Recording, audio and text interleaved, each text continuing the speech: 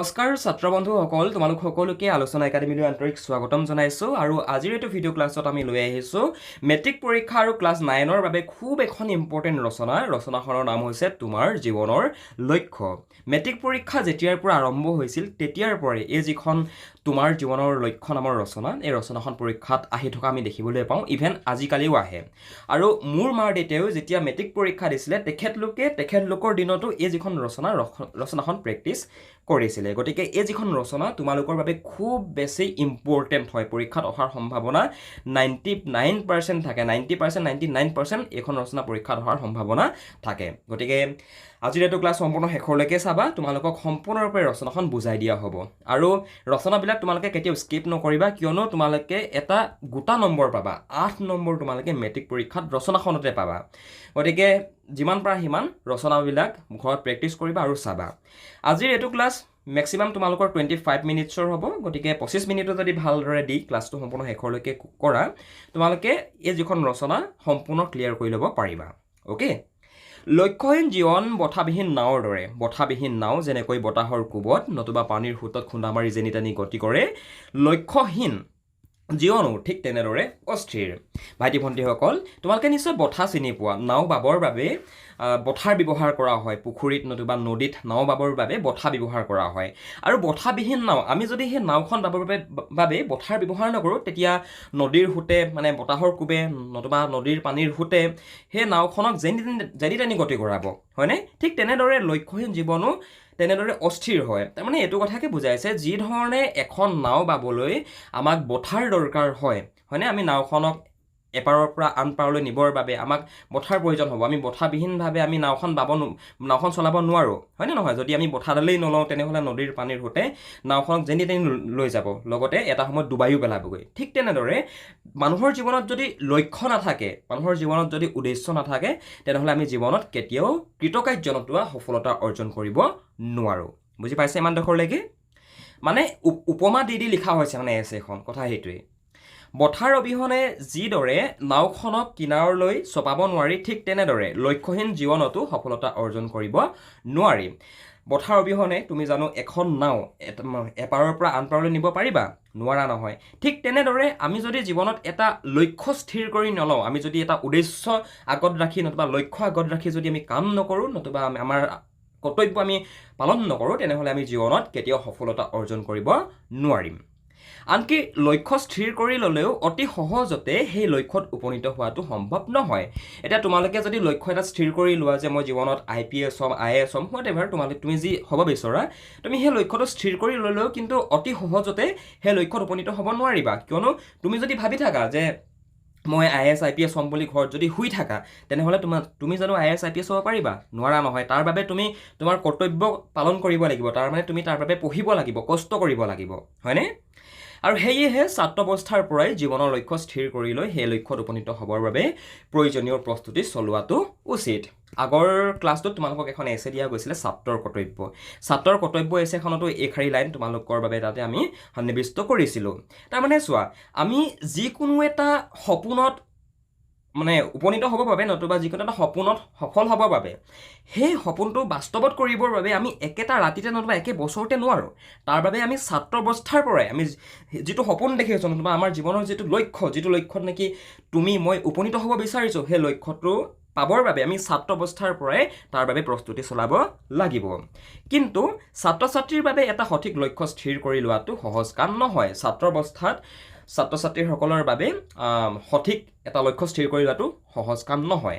তুমি যদি মেট্ৰিক পৰীক্ষাৰ কাৰণে প্ৰিপেৰেশ্যন চলাই আছা আৰু যদি তুমি ইংৰাজী বিষয়টোত এতিয়াও দুৰ্বল হৈ আছা, তেনেহ'লে আমাৰ থ্ৰুৱেদি তোমালোকে পঢ়িব পাৰা। আমি তোমালোকক মেট্ৰিক পৰীক্ষাত ইংৰাজী বিষয়টোত কেনেকুৱা তোমালোকৰ কুৱেশ্যন আহিব, তোমালোকে কোনখিনি গ্ৰামাৰ চাইড যাব লাগিব, তোমালোকে কুৱেশ্যন আনচাৰ পেটাৰ্ণবিলাক কেনেকৈ লিখিব লাগিব, সকলোখিনি কথা আমি আমাৰ পাৰ্চনেল অনলাইন কোচিঙত আমি শিকাওঁ। গতিকে তুমি যদি মেট্ৰিকৰ এজন কেণ্ডিডেট হয় আৰু যদি তুমি ইংৰাজী বিষয়টোত এতিয়াও ক্লিয়াৰ হোৱা নাই, তেনেহ'লে তোমালোকে আমাৰ থ্ৰুৱেদি যদি বিচাৰা পঢ়িব পাৰা। বন্ধু বান্ধৱীসকল, আমাৰ একাডেমীৰ এডমিশ্যন ফিজ হৈছে অনলি 499 rupees, য'ত তোমালোকক গ্ৰামাৰ, তোমালোকৰ টেক্সট বুক আৰু তোমালোকৰ যিখন সৰু ছাপ্লিমেণ্টাৰী ৰিডাৰ আছে, গোটেইকেইখন পঢ়োৱা হয়, লগতে কুৱেশ্যন আনচাৰবিলাকো বুজাই দিয়া হয় আৰু কোনবিলাক কমন পৰিব সেইবিলাকো শিকাই দিয়া হয়। গতিকে তুমি যদি বিচৰা আমাৰ থ্ৰুৱেদি পঢ়িবৰ কাৰণে, তেনেহ'লে ওপৰত দিয়া ফোন নম্বৰটোত ফোন কৰা, নতুবা ডেছক্ৰিপশ্যনত এখন ফৰ্ম আছে, ফৰ্মখন ফিল আপ কৰি দিয়া, আমাৰ টীমে তোমালোকক কণ্টেক্ট কৰি ল'ব। আগৰ দিনত কোনো লক্ষ্য আগত নৰখাকৈ কেৱল পঢ়া শুনা কৰিয়েই অন্য একো কৰিব নোৱাৰিলেও জীৱিকাৰ কিবা এটা নহয় কিবা এটা পথ পাইছিল। আগৰ দিনত কোনো লক্ষ্য আগত নৰখাকৈ পঢ়া শুনা কৰিলেই অন্য একো কৰিব নোৱাৰিলেও মানে কিবা এটা বিজনেছ কৰিও খাব পাৰিছিল।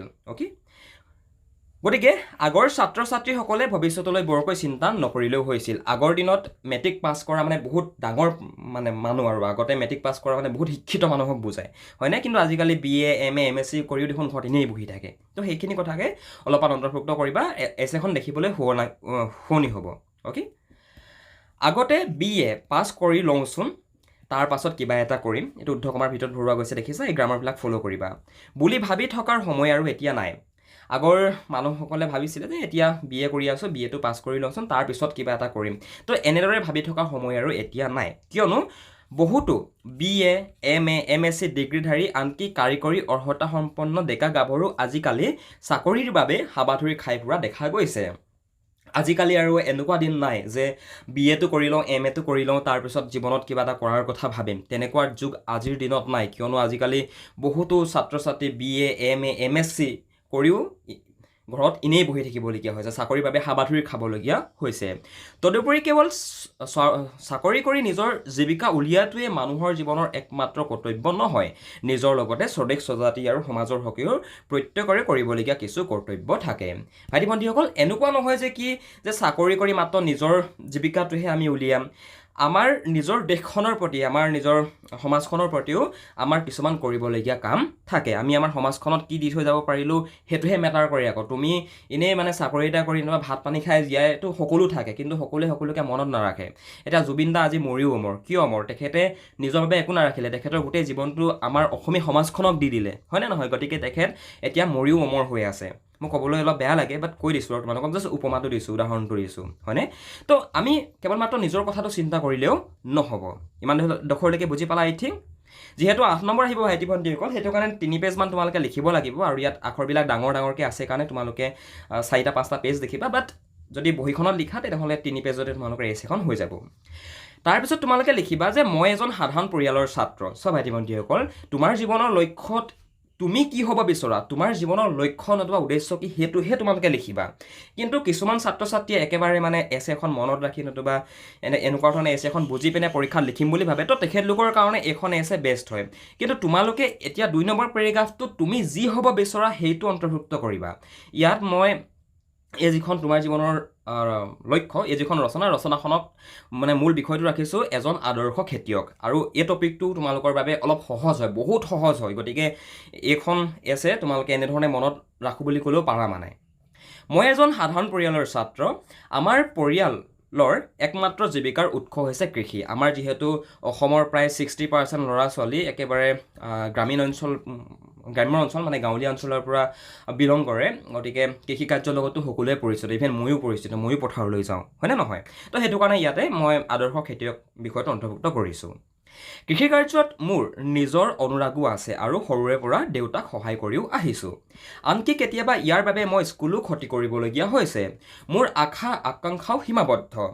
এটা স্বাধীন আত্মসন্মানযুক্ত দুৰ্নীতিমুক্ত জীৱন যাপন কৰিবলৈ মই বিচাৰোঁ।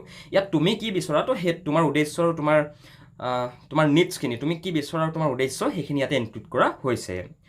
আৰু এনে জীৱন যাপন কৰিবলৈ মোৰ মতে কৃষিয়ে উত্তম উপায়। এতিয়া স্বাধীনচিতীয়াভাৱে থাকিবৰ বাবে, আত্মসন্মানযুক্ত দুৰ্নীতিমুক্ত স্বাধীনভাৱে থাকিবৰ বাবে খেতিয়ে একমাত্ৰ উপায়। কিয়নো তুমি যদি চাকৰি এটা কৰা ন, তেতিয়া তুমি বেলেগৰ আণ্ডাৰত থাকিব লাগিব, বেলেগৰ তলত থাকিব লাগিব, আৰু সকলো মানুহে বেলেগৰ তলত থাকি কাম কৰিব নোৱাৰে, হয়নে নহয়? মই নিজে নোৱাৰোঁ বেলেগৰ তলত থাকি, সেইটো কাৰণে মই এতিয়ালৈকে চাকৰি মই বিচৰা নাই, হয়নে? তো কথাটো ঠিক তেনেধৰণৰ মানে। তোমালোকে ইমানডোখৰলৈকে লিখিবা, তাৰপিছত লিখিবা যে কি মই নিজে এজন খেতিয়কৰ ল'ৰা আৰু খেতিৰ প্ৰতি মোৰ অনুৰাগ আছে কাৰণেই মই এই পথটো উৎকৃষ্ট বুলি বিবেচনা কৰিছোঁ। যিহেতু আমাৰ গ্ৰাম্য অঞ্চলৰ প্ৰায়সমূহ ছাত্ৰ ছাত্ৰীয়ে পথাৰলৈ যায়, নিজৰ মাক দেউতাকক কৃষি কাৰ্যত মানে খেতিত সহায় কৰে, গতিকে এইখিনি কথা তোমালোকে ভৰাব পাৰা যে কি হয়তো মই নিজে এজন খেতিয়কৰ ল'ৰা আৰু খেতিৰ প্ৰতি মোৰ অনুৰাগ আছে কাৰণেই মই এই পথটো উৎকৃষ্ট বুলি বিবেচনা কৰি লৈছোঁ। পেৰেগ্ৰাফ চেঞ্জ কৰি লিখিবা, মই মোৰ সীমিত জ্ঞান আৰু অভিজ্ঞতাৰ পৰা এইটো বুজিব পাৰিছোঁ যে আমাৰ দেশত কৃষিকাৰ্য নিৰাপদ নহয়, বিশেষকৈ বাৰিষাৰ বানপানী আৰু খৰালিৰ খৰাং পৰিস্থিতিৰ ভিতৰৰ যিকোনো এটা সমস্যাই অপকাৰ কৰিবই। আমাৰ অসমৰ জলবায়ু নাতিশীতোষ্ণ আৰু আমাৰ অসমত তোমালোকে জানাই আমাৰ অসমৰ এটা জ্বলন্ত সমস্যা হৈছে বানপানী। গতিকে তোমালোকে এইখিনি কথাও অন্তৰ্ভুক্ত কৰিব লাগিব। অ'কে, এনেধৰণে অন্তৰ্ভুক্ত কৰিবা যে বিশেষকৈ বাৰিষাৰ বানপানী আৰু খৰালিৰ খৰাং পৰিস্থিতিৰ ভিতৰৰ যিকোনো এটা সমস্যাই কৃষিকাৰ্যত অপকাৰ কৰিবই। তদুপৰি আমাৰ কৃষি পদ্ধতি অতি পুৰণি, কিন্তু সৰুৰে পৰা দেখি শুনি নিজৰ অভিজ্ঞতাৰ পৰা এইটো অনুভৱ হৈছে যে কৃষিচক্ৰ সলনি কৰি, এটা কৃষিচক্ৰ সলনি কৰি মানে এইটো বুজায়, চব ভাইটি-ভণ্টিসকল, আজিকালি মডাৰ্ণ টেকন'লজি আহিলে আৰু আজিকালি কি হয়, আজিকালি তোমালোকে বছৰৰ 12টা মাহৰ ছিজন চেঞ্জ কৰি বিভিন্ন ধৰণৰ তোমালোকে খেতি কৰিব পাৰিবা। অ'কে, আধুনিক পদ্ধতিৰে খেতি কৰিলে আমাৰ খেতিয়কসকল কেতিয়াও নিৰাশ হ'বলগীয়া নহ'ব। আমি যদি আধুনিক পদ্ধতি ব্যৱহাৰ কৰি, আধুনিক যদি কৃষি পদ্ধতি ব্যৱহাৰ কৰি আমি যদি বৰ্তমান কৃষিত মনোনিৱেশ কৰোঁ, তেনেহ'লে আমি কেতিয়াও নিৰাশ হ'বলগীয়া নহ'ব। উন্নত মানৰ খেতি কৰিবলৈ হ'লে যে সকলো খেতিয়ক কৃষি বিষয়ত উচ্চ শিক্ষিত হ'ব লাগিব বা দেশ বিদেশলৈ গৈ তাৰ প্ৰশিক্ষণ ল'ব লাগিব এনে নহয়। ভাইটি-ভণ্টিসকল, যে উন্নত মানদণ্ডৰ খেতি কৰিবলৈ সকলো খেতিয়ক যে কৃষি বিষয়ত একদম উচ্চ শিক্ষিত হ'ব লাগিব বা সেই উন্নত মানদণ্ডৰ খেতি কৰিবলৈ দেশ বিদেশলৈ গৈ যে তাৰ প্ৰশিক্ষণ ল'বই লাগিব এনে নহয়। গ্ৰাম সেৱক, কৃষি বিভাগৰ বিষয়া আদিৰ লগত কথা বতৰা পাতি আৰু সাধাৰণ কৃষকসকলৰ মাজত সজাগতা সভা পাতি আমি তেওঁলোকক আধুনিক কৃষি শিক্ষাৰ শিক্ষিত কৰিব পাৰিম। আমি যদি যিসকল কৃষি কাৰ্যৰ লগত জড়িত চৰকাৰী বিষয়া থাকে তেখেতলোকৰ লগত, যিসকল গ্ৰাম সেৱক থাকে তেখেতলোকৰ লগত যদি আমি কথা বতৰা পাতি সাধাৰণ কৃষক ৰাইজক যদি আমি একলগ কৰাই যদি আমি তাত সজাগতা সভা তাত পাতোঁ, আমি আধুনিক কৃষি কাৰ্য কেনেকৈ কৰিব লাগে, আমি কেনেকৈ কৰিলে কৃতকাৰ্য হ'ব পাৰিম, তো এইখিনি কথা যদি আমি আলোচনা কৰোঁ নতুবা সাধাৰণ কৃষক ৰাইজক আমি শিকাওঁ, তেনেহ'লে আমি অতি সহজেই আধুনিক পদ্ধতিৰে খেতি কৰিব পাৰিম। মই যিখিনি শিক্ষা পাইছোঁ ইয়াৰ পৰা মই এইটো অনুভৱ কৰিছোঁ যে মই উন্নত আৰু আধুনিক পদ্ধতিৰে খেতি কৰিব পাৰিম। ইয়াৰ উপৰিও মই মেট্ৰিক পৰীক্ষাত উত্তীৰ্ণ হোৱাৰ পিছত 2 বছৰ কলেজত বিজ্ঞান বিষয়ত অধ্যয়ন কৰিম। ৰাসায়ন বিজ্ঞান, উদ্ভিদ বিজ্ঞান আৰু ভূতত্ত্ব বিজ্ঞান হ'ব মোৰ অধ্যয়নৰ বিষয়। তোমালোকে এনেধৰণে কথাখিনি অন্তৰ্ভুক্ত কৰিব পাৰা, কিয়নো ছায়েন্সত পঢ়াৰ লগে লগে উদ্ভিদ বিজ্ঞান যেতিয়া পঢ়িবা তেতিয়া তোমালোকৰ আইডিয়া আহিব। এতিয়া আজিকালি তোমালোকে নিশ্চয় শুনিছা হাইব্ৰিড এগ্ৰিকালচাৰ। আজিকালি হাইব্ৰিড বিভিন্ন ধৰণৰ শাক পাচলি খেতিও কৰা হয় আৰু সেইবিলাক খেতিৰ এনেকুৱা ধৰণৰ হয়, মানে নৰ্মেলি আমি যিটো নৰ্মেলি আমি বন্ধাকবি নতুবা বিভিন্ন ধৰণৰ শাক পাচলি খেতি কৰি যিমান উৎপাদন কৰিম, হাইব্ৰিড যদি আমি কৰোঁ তেনেহ'লে তাৰ পৰা বেছি তাৰ পৰা আমি উৎপাদন পাম। কথাটো বুজি পাইছা? তো সেইটো কথাকে আমি ইয়াত এনেধৰণে লিখিব পাৰোঁ যে মই মেট্ৰিক পাছ কৰি পিনে ছায়েন্সত এডমিশ্যন ল'ম, মানে অসমীয়াত লিখিছোঁ আৰু ইয়াতে যে মই মেট্ৰিক পৰীক্ষাত উত্তীৰ্ণ হোৱাৰ পিছত 2 বছৰ কলেজত বিজ্ঞান বিষয়ত অধ্যয়ন কৰিম। ৰাসায়ন বিজ্ঞান, উদ্ভিদ বিজ্ঞান আৰু ভূতত্ত্ব বিজ্ঞান হ'ব মোৰ অধ্যয়নৰ বিষয়ে।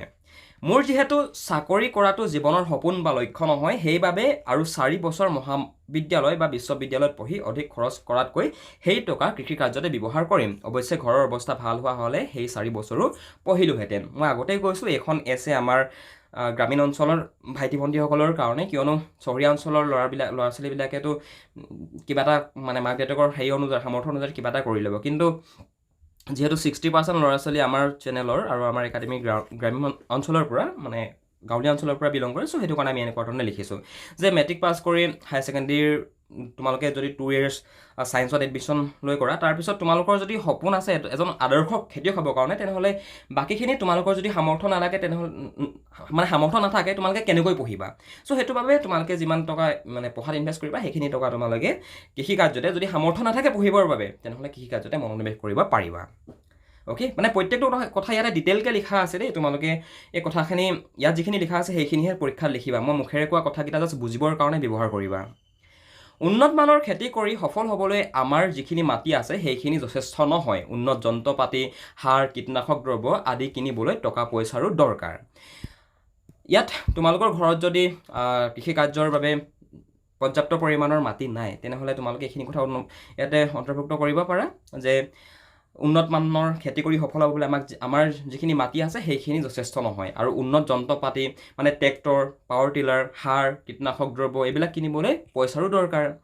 এই সকলোখিনি একেবাৰতে যোগাৰ কৰাটো সম্ভৱ নহয়। অৱশ্যে আজিকালি ৰাষ্ট্ৰীয় আৰু গ্ৰামীণ বেংকসমূহে কৃষি ঋণ প্ৰদান প্ৰদানৰ ব্যৱস্থাও কৰিছে আজিকালি বেংকসমূহে কৃষি যিসকল আদৰ্শ খেতিয়ক যিসকল নেকি কৃষিকাৰ্যৰ লগত জড়িত তেখেতলোকক বহুত ডাঙৰ ডাঙৰ লোন দিয়ে 15 লাখ 20 লাখ 30 লাখ টকালৈকে মানে কৃষিকাৰ্যৰ লগত জড়িত থকা লোকসকলক লোন দিয়ে তুমি যদি খেতি কৰোঁ বুলি ভাবা ভাল ধৰণে তুমি বেংকৰ পৰা লোন লওঁ বুলি ক'লেও পাৰা অ'কে আৰম্ভণিতে মই ঠিক তেনেকুৱা এটা বেংকৰ পৰা ঋণ লৈ খেতিৰ বাবে প্ৰয়োজনীয় বস্তুসমূহ কিনি আনিম তো তোমালোকৰ যদি সামৰ্থ্য নাথাকে এখন ট্ৰেক্টৰ নিজৰ ছেভিঙৰ পইচা কিনি আনিবৰ কাৰণে তেনেহ'লে অবভিয়াছলি তুমি এটা লোনেই ল'ব লাগিব না চ' সেইটো কাৰণে ইয়াত আমি এনেধৰণে লিখিম যে আৰম্ভণিতে মই ঠিক তেনেকুৱা এটা বেংকৰ পৰাই ঋণ লৈ খেতিৰ বাবে আমাক যিখিনি প্ৰয়োজনীয় সামগ্ৰী সেই সামগ্ৰীসমূহ আমি কিনি আনিম আৰু ঘৰৰ ওচৰৰ আত্মীয় লোকসকলৰ পৰা মাটি লোৱাৰো ব্যৱস্থা কৰিম নিজৰ যদি মাটি নাথাকে তেনেহ'লে ঘৰৰ ওচৰ তোমাৰ যিসকল আত্মীয় লোক তেখেতলোককে ক'ব লাগিব যে মাটিখিনি দে মই খেতি কৰোঁ হয়নে নহয়